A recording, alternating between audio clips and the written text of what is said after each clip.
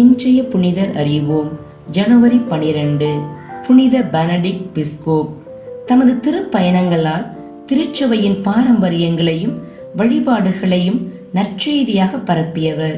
இங்கிலாந்து நாட்டில் அழகு மிளிரும் கற்களால் ரோமை அமைப்பில் ஆலயம் எழுப்பி வண்ண வேலைப்பாடு உடைய கண்ணாடிகளால் ஜன்னல்கள் அமைத்தவர் பெனடிக்ட். இவர் 628ஆம் ஆண்டு வடக்கு இங்கிலாந்தில் உள்ள நார்த்தம்பரியா என்ற இடத்தில் ஓர் உயர்குடியில் பிறந்தார். இவருடைய இயற்பெயர் பிஸ்கோப் பாடு சிங். உயர்குடியில் பிறந்து அதிகார தோரணையோடு வாழ்ந்து வந்த இவர் இளமையில் அரசர் ஒஸ்வேயின் அரண்மனையில் அமைச்சராக பணி செய்தார். இதற்காக அவருக்கு கொடுக்கப்பட்ட பெரிய தோட்டத்தில் மரியாதையுடனும் பெரும்புகழுடனும் வாழ்ந்து வந்தார். இச்சமயத்தில் எருசலேம் நோக்கி தனது முதலாவது திருப்பயணத்தை தொடங்கினார். எருசலேமில் இருந்து திரும்பி வந்தபோது தாம் எருசலேமில் கண்ட வழிபாட்டு முறைகளையும் அவைகளை அவர்கள் நிறைவேற்றிய விதங்களையும் நினைத்தபடியே இருந்தார். வாய்ப்பு கிடைத்த போதெல்லாம் அதனை நடைமுறைப்படுத்தினார்.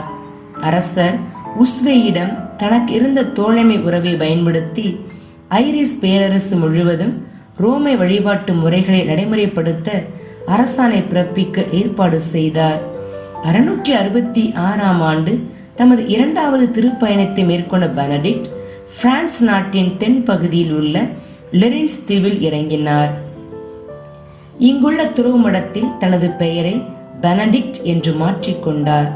துறவுமடங்கள் பற்றியும் வழிபாட்டு முறைகள் பற்றியும் அதிகமான விவரங்களை சேகரிக்க விரும்பிய பெனடிக்ட் 2 ஆண்டுகளுக்கு பிறகு மீண்டுமாக ரோமைக்கு சென்றார்.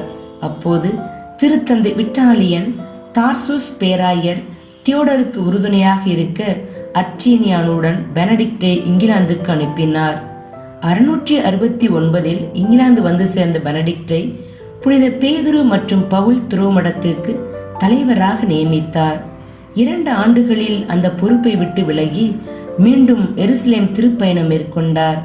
இந்த பயணத்திலும் அதற்கு பிறகு மேற்கொண்ட 2 பயணங்களிலும் திரும்பி வரும்போது எண்ணிலடங்கா புனித பொருட்களையும் ஆவணங்களையும் புகழ்பெற்ற புத்தகங்களையும் விலை மதிப்பிட முடியாத ஓவியங்களையும் திருச்சபையின் பொக்கிஷங்களாக இங்கிலாந்துக்கு கொண்டு வந்து பெருமை சேர்த்தார். மேலும் புதிதாக துறவுமடம் ஒன்று ஆரம்பிக்க வேண்டும் என்று ஆர்வத்தோடு இருந்த பெனடிக்ட் அரசர் ஒஸ்வேக்கு அடுத்து வந்த அரசர் இக்பிரித்திடம் அனுமதி வேண்டினார்.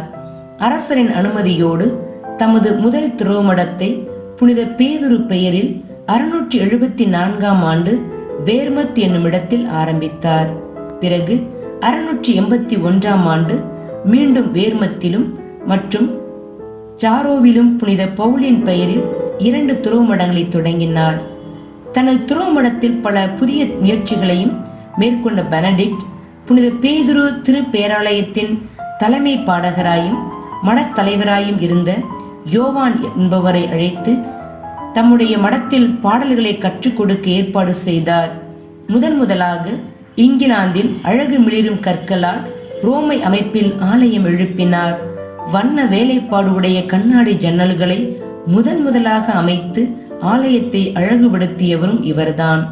தன்னுடைய திருப்பயணங்களால் திருச்சபையின் பாரம்பரியங்களையும் வழிபாடுகளையும் கட்டி காத்தவரும் வழிபாடுகளை சிறப்பான முறையில் நடத்தியவரும் இதன் வழியாக நற்செய்தியை ஆழமாக பறைசாற்றியவருமான பெனடிக்ட் வேர்மத்தில் உள்ள தமது துறவுமடத்தில் 690ஆம் ஆண்டு ஜனவரி 12ஆம் நாளில் இறந்தார். புனிதரிடமிருந்து கற்போம். நாம் திருப்பயணங்கள் செய்யும் போது அதை கடமையாக செய்யாமல் பக்தியோடு இறைவனின் இல்லம் நோக்கி செல்கிறோம் என்ற உணர்வோடு செல்வோம்.